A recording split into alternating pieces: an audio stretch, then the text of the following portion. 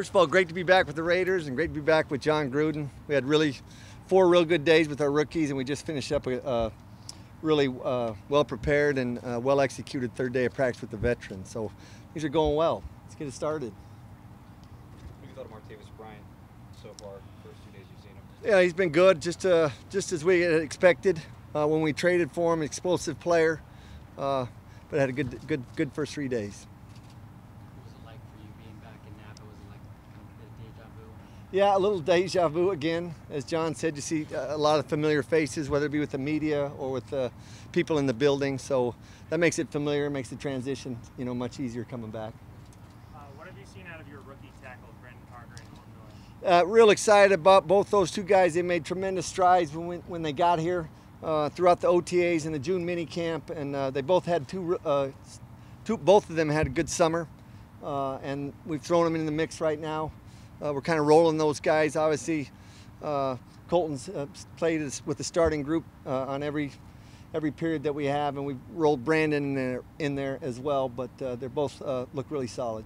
You've been with John in different places before, obviously, and he's notoriously, at least the reputation is that he's notoriously tough on quarterbacks. What have you seen in that relationship thus far between John and Derek? Well, probably the most exciting thing about it is how well the 3 quarterbacks, all 3, Derek, Connor and EJ, have taken to it and taken to the hard coaching. I think they're, developing a bit of thick skin. They know that everything that he tells them is meant to improve them, and they've been great with it. I think they appreciate that. I think they appreciate the hard coaching, and they've responded. Jordy, the good cop to the bad cop in that situation? We're just here to coach the quarterbacks the best we can, and try and get the best out of them. Jordy Nelson is 33 years old. When a player goes beyond the age of 30, people tend to write them off, but something that Gruden and Derek both said yesterday is, he's not his age. What have you seen from him, in particular from an explosive speed standpoint? Yeah, I think as we've seen the first 3 days, if you've been out here, he's made some impressive catches, and he's shown exceptional speed after the catch. So, the trick to those players, to me, is how you manage them throughout the season so that their legs don't get worried. So we've got a number of veterans that we'll keep an eye on throughout training camp and make sure that they get to the regular season fresh. When you look at your wideouts as a whole, seems like they obviously share some traits, but some of them have different strengths. Does that help you when you're creating plays for these guys, that you have a deep guy, you have a good route runner, you have good hands? Yeah, we have good slot guys. Certainly, I think that's part of it, and putting together the roster. I think with what John would like to do creatively, offensively, and what we're doing, I think he's done a good job. I think we've done a good job of bringing in players of different strengths, and we're able to get in and out of different personnel groupings, and I think that'll allow us to keep defenses off balance.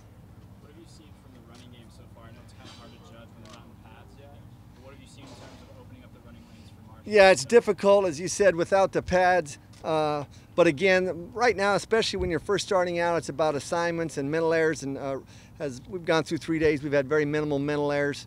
We'll find out more once we get into some of the live work. But we've been pleased right now with where they're at mentally. Do you think Amari can make the jump to get to the level of Odell, Julio, and why, if so? Yeah, we do. Again, he's a very productive player at Alabama. He's been a very productive player here in the NFL and with the Raiders, and I think just getting him back on track and him staying healthy will be a big part of it. But he came in tremendous shape. He's a guy that loves the weight room. He's bigger, stronger, and healthy right now, so we're excited about that. Right here with John in 2008, which was I think this last year before he went to TV. And obviously practices are different now because of CBA and different things that you have to do. But in terms of his energy, the way he approaches things, do you see any change at all? Does he delegate any more than he did before? No, none at all. No, not at all. It's a good question, Jerry. And he is the same guy, and I've tried to, when you try to convince the players of that are seeing him for the first time, is he like this all the time? He'll be like this from week through week 16. That's just his personality. It's who he is. He's going to try and, for him, he's going to create energy at practice. He talks about all the time. It's about the preparation phase. It's also about the presentation. He believes very strongly in his presentation, and he does it both. He's excellent at it. So he's going to stimulate him. He's going to motivate him, and he's going to be the same guy throughout the season.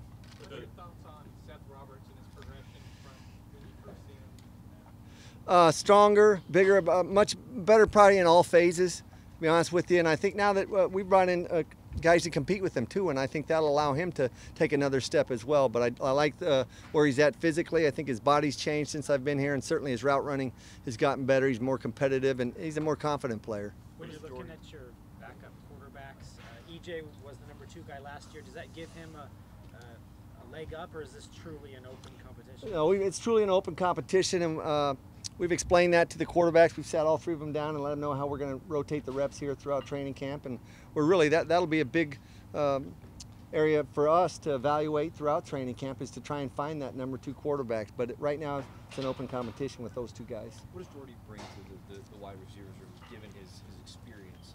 Well, obviously tremendous leadership. He's a tremendous leader. He's a mentor to the younger players. I think they really appreciate that, including Amari. I think that's a good relationship there with those 2. You see them together a lot and talking, and so that's been real positive. But I would say just his professionalism that he brings to that room. What's the difference in evaluation from all the OTAs, minicamp, when it's just shorts and no shoulder pads, to tomorrow when finally the pads come on as a coaching staff? Yeah, I think there are a lot of players, and coached long enough to know that there's a lot of great players in shorts, and that you go to that next level where you put the pads on. Now you really find out a little bit about what they have in terms of their toughness, and you have to be tough to play at this level. It's a man's sport, and there are a lot of guys that maybe can come out and run routes and catch a ball, and running backs that can run through holes without pads. But once you get the pads on, you get a real feel for how tough that player is. You've been in the league for a while. How often does that happen where a guy you think is a player for you from the pads, he really isn't, and likewise a guy here wondering, what does this guy bring? Then physicality comes out, you say, okay, this is someone we can count on. Yeah, many examples. Really, over my 17 years, I've seen many examples where I could say that, and it's happened at all positions, whether it be offensive line or a skill position. Seen it at all positions, at quarterback, in terms of courage in the pocket. You don't get a real feel for that until they have live bullets coming at them. Any guy in particular that you're... again, no, they're all, I could tell you a bunch of guys that maybe it surprised me, but, there's guys that have gone the other way that have surprised me the other way as well. You were here with Tony Sperano in 2014 when he took over as head coach. What are you going to remember about the connections he made with players and with the kind of guy he was to work with? Yeah, such a sad story there on Tony Sperano, and it was really just hard to imagine, hard to believe what his family's going through, and certainly what that team's going through right now. But he just, to me, he's real, very grounded person. Family was so important to him. He's a great husband, a great father, and a great grandfather. I think when he talked about his grandkids, his face really lit up. But I just thought he's a great role model as a father and a husband, grandfather, and a really dedicated football coach.